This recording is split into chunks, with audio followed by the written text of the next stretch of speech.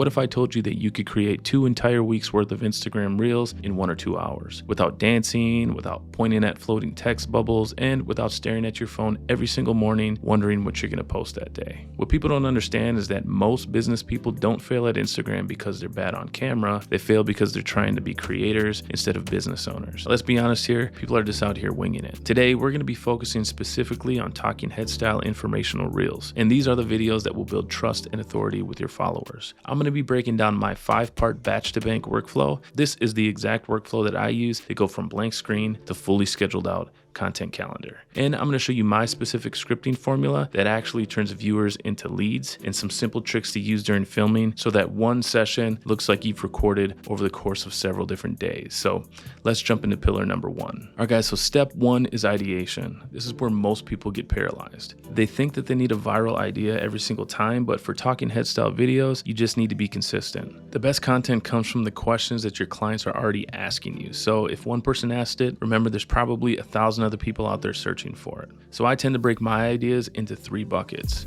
1, I have the FAQs. These are questions like, how much are my closing costs, or what happens at the closing table? 2, these are my myth busters. Topics like, is the market crashing, or do I even still need to put 20% down? And then 3, we have the quick tips. These are things like 4 things to do before a showing, stuff like that. So another pro tip here you want to do is just keep a running note on your phone so that when a client calls you with a question, that's your next reel. You can always just write down those topics. Don't overthink it, just solve their problem. Other ways I find topics are viewing other agents' videos, usually out-of-state agents or out-of-market agents. And occasionally, of course, I'll even consult with AI to figure out what consumers are searching for and figure out what questions in my marketplace need answers. Now, pillar number 2 is scripting. I like to use what I call the H.P.S.C framework to keep my scripts tight. H stands for hook. You want to grab them in the first 3 seconds. P is for problem. You need to identify a specific pain point. S is for solution. You want to go ahead and solve that problem for the viewer. And then C is for call to action. You want to tell them exactly what to do next. So here's an example video. Take a listen to this. If you're waiting to save 20% down,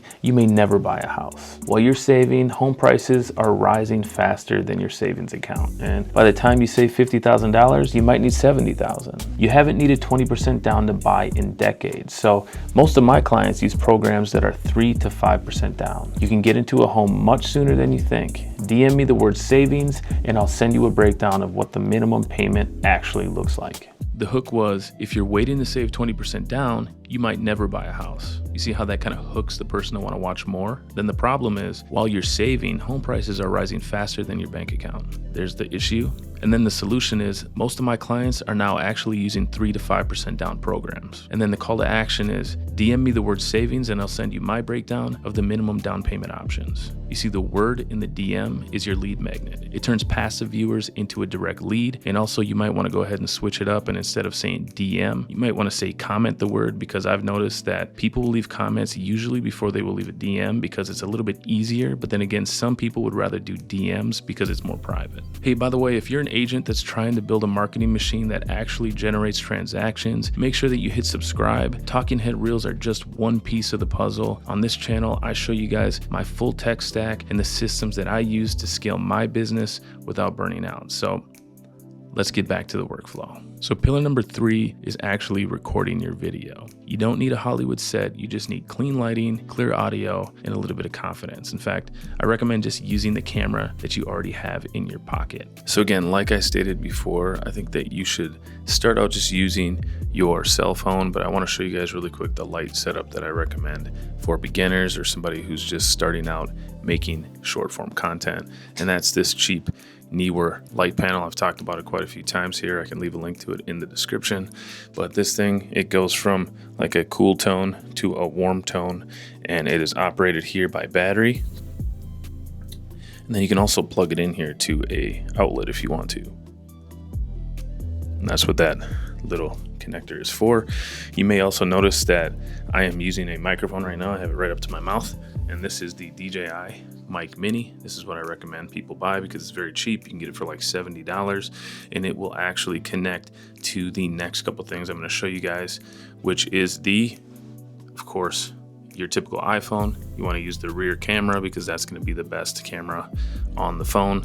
But then you want to use some sort of iPhone holder, and I recommend the DJI gimbals. This is the OM7P. They do have the OM8 out right now, but this thing has a tracking module on it, and this will also connect to the DJI Mic Mini, and you can then just tether it to a little cable into your phone, and then this little mic will be powered up and you'll get clean audio, and all you have to do is buy the one little mic itself and it will connect to that gimbal. If you guys are looking for a second cam outside of your phone, anybody who watches this channel knows that my favorite second cam here, and actually one of my favorite cameras of all time, is the DJI Osmo Pocket 3, and so I do always suggest that people pick up one of those. They're very affordable, and they're the next best thing to an actual mirrorless camera like a Sony or a Canon or something like that. I'll leave links in the description to all the wireless mics, the lights, and the soft boxes that I recommend and that I have around my house and in my studio setup, so you guys can take a look if you guys are looking to step up your production a little bit. But remember, it's all about being consistent and just creating content with what you have at first. Okay, so here's how you make 1 hour look like 2 weeks. I call this the visual reset. So one thing you want to do is you want to have 2 or 3 different shirts or jackets ready. You want to swap out your shirt or jacket every 2 to 3 videos. Now sometimes I'll shoot 15 videos at once, and I'll literally bring 5 shirts up here and I'll swap them out every 3 videos or so. So you just want to put off that illusion that you're shooting the content on different days. Now some people will even move their camera around a little bit, like 3 inches. They call it the 3-inch rule. Move it up 3 inches, move it back 3 inches to slightly change the perspective for the viewers. I don't usually do that, but that's just personal preference. But that day when people scroll your grid, it won't look like you spent your whole Saturday in a bunker recording videos, even though you did. Now let's move on to our 4th pillar, which is editing. And this is where the magic happens. So we're actually going to jump into CapCut, and I'm going to show you really quick how I batch my content. Okay, so now we're in a project inside of CapCut. You'll notice right away that I have my clips in the project, and the clips are 31 minutes long.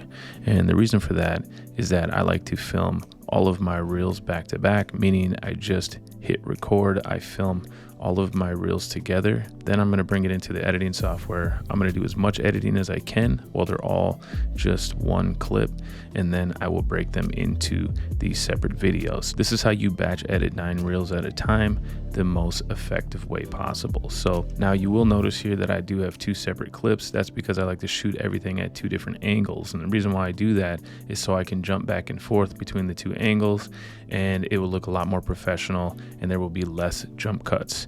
Secondly, you'll see that I switched my outfit here, my jacket, every 3 videos or so. And again, that's to put off the illusion that I didn't create all of these at the same time. And so the first thing we're going to do is we're going to create our multicam clip. I have a whole video on this. If you guys are interested in watching that, I will link it up here. But for now, I'm just going to show you guys really quick. You just highlight both clips. You go down to create multicam clip, and then we're going to leave the sync to auto, and I'm going to select create. And you'll see now it's all just one clip, and it's down here on the timeline. Above that here, to the right of where all my media is, you're going to see what's called the multicam window. And this here, you'll see is where it shows both of my clip angles, and this is where I can select which source I want for audio, and I can select which clip I want to start with. Outside of creating this multicam sequence, I'm going to make sure that I have my color corrected and adjusted the way I want. So I'll go up here to adjust in the top right, and then I'm going to make sure that I have, if I need to put a LUT on the footage, I'll do that, or if I just need to make some slight adjustments, I'll do that here. So I'm just going to adjust my curves a little bit here the way I do. Okay, and I will make all the fine adjustments that I need in here. Secondly, we want to make sure that our audio is taken care of, so I'll go to the top right to the audio tab, and in here, if I need to enhance voice, I can enhance all of the 9 videos at once because they're all just one clip right now. But I also just want to make sure that I have all of my audio levels set to where I want those to be in the final edit. That way I don't have to go into each individual video and adjust the audio. Once I've done that, I'm going to make sure that all of these 9 videos are separated now. So I'm going to start here where I switch to jacket because that's just an easy cut. So right here I switch to jacket, I'm going to make a cut. I'll go to where I switch to jacket again here.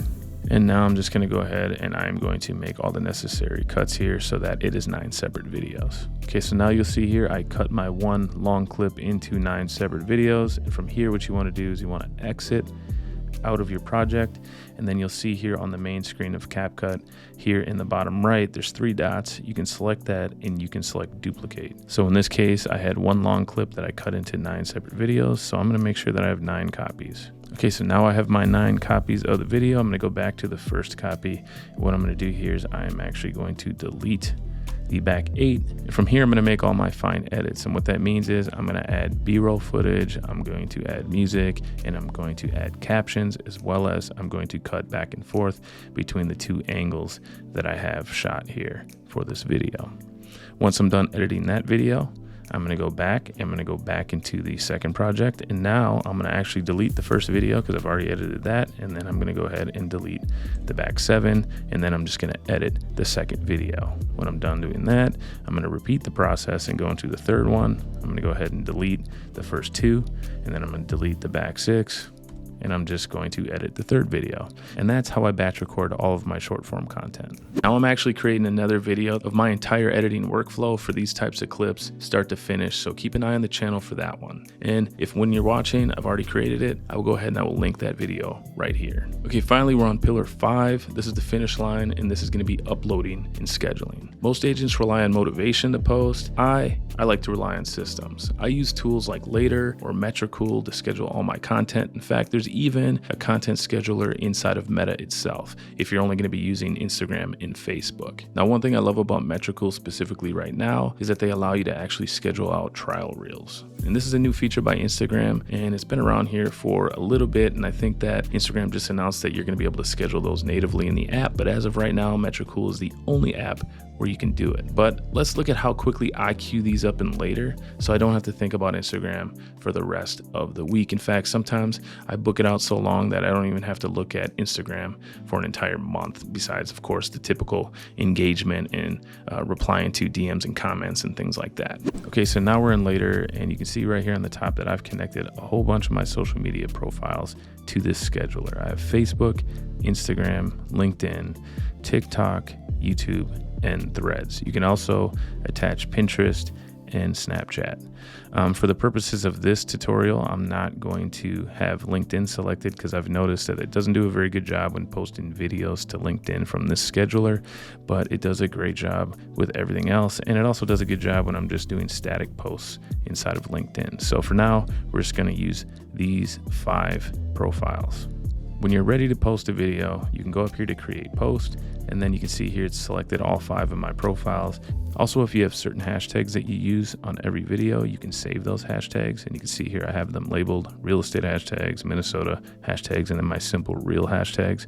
So I can go ahead and I can add these, and then these hashtags will appear on every video. So I could go ahead and I could write my caption above these hashtags. But what I like to do instead of going to create post is I like to just drag my media. You can see here I've uploaded a bunch of media here already into the system using the upload media tab here, and I can just drag my media onto whenever I want it to post. So I'm going to put one on for Saturday, and you can see here it's going to be posting to these 5 different platforms, and this is the time and date that it's going to be posting, and I can change that from here as well. We can also just write our caption and then go down to our saved hashtags, put in our hashtags. So what I'm going to do is I'm going to go down here to the bottom right where it says customize 5 posts, and now I can customize each one of my captions and my hashtags independently on each separate platform. I can also select my cover photos, on every platform differently, however I want that to show up.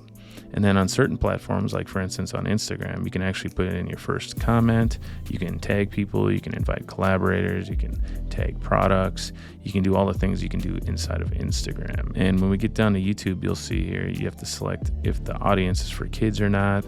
You want to select if it's public or if it's private, and then you can put in a title and a caption. So every single one of these is a little bit different, but I like to do it separately just to make sure that I've optimized for each platform. Once you have all of them the way you want, you can go down to schedule 5 posts, and now you'll see that they all pop up on your content calendar here.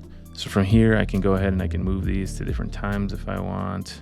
I can actually even move them to different days if I want. I also really like to look at the month view because you can see here that I can see which days I've actually scheduled posts for. And if I select where it says for more, it'll tell me which platforms I posted on. You see YouTube's red, TikTok is purple, Facebook is blue, Threads is black, and Instagram is pink. So they're all kind of color coordinated. Okay guys, that's my batch to bank process: ideation, scripting, shooting, editing, and scheduling.